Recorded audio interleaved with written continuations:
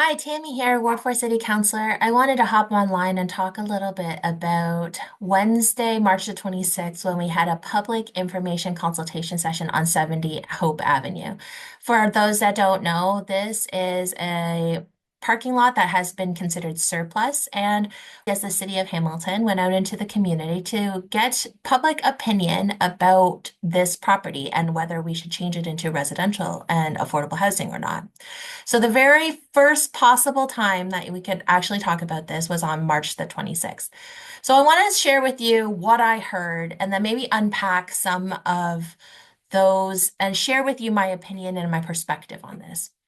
First, I heard there was a lack of public consultation. Two, I heard that that people don't want affordable housing here. And then three, that the loss of parking is going to affect local businesses. And the fourth was that we need to revitalize Kenilworth Street first. So let's start with number one, the lack of public consultation.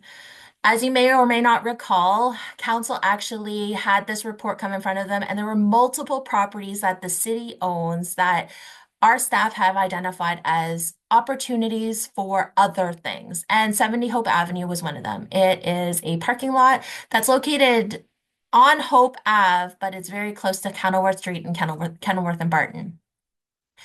This is actually part of the planning process. We only talked about these lands middle of 2024. So it took a little bit of time for staff to actually get the information out there into the public realm. So this is technically the very first opportunity for public consultation. It is part of the Planning Act. It is exactly what staff have been doing time and time again. There was no other opportunity to talk about this publicly until the March 26th meeting. So it is the very first step. So it's hard for me to talk about lack of public consultation when there's no other step until the March 26th PIC. The second point I heard was no to affordable housing. To which I say, we're in an affordable housing crisis. And many of the people that talked about no to affordable housing acknowledge that we need housing, but they just didn't want it to happen here. And the point that they were trying to make is that it's going to attract undesirable people, illicit activity, things that might make the community not safe. And to which I wanted to ask and have further and deeper conversation about, do you understand what affordable housing really means? It is geared towards middle income families, typically making between $50,000 to $95,000 per year. They're looking at opportunities to get into housing. These are going to be like new graduates. They might be your teachers, your nurses, anyone that's making a good amount of money today, but perhaps cannot afford to get into the market. Because as we know, the market is now $1,800 to $2,200 for a one or two bedroom apartment. This affordable housing is geared towards middle income families that are in this neighborhood already, that are looking for opportunities to get into a beautiful house and to actually try and start out on their own. So it's kind of like saying no to your neighbors for affordable housing. The third thing I heard was loss of parking is going to affect local business.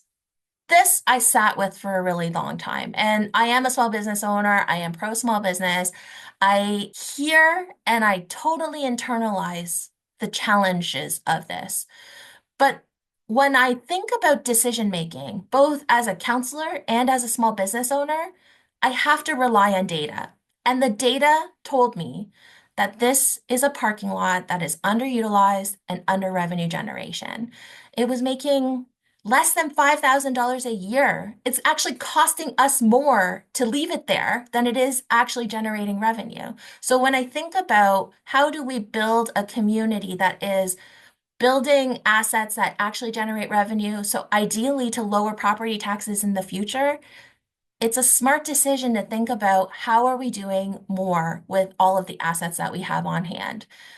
The last thing I heard was we need to revitalize Kenilworth first. And there's a lack of street parking and that there's lots of boarded up buildings, to which I'm going to say that we heard that feedback and we heard it loud and clear. And in fact, this is not an either or conversation. This is a yes and conversation. So when I hear that, I want to say, yes, we do need to look at opportunities to revitalize Kenilworth. And we're doing that by offering economic development has multiple incentives. There are four today that are specifically catered to the Barton Kenilworth neighborhood.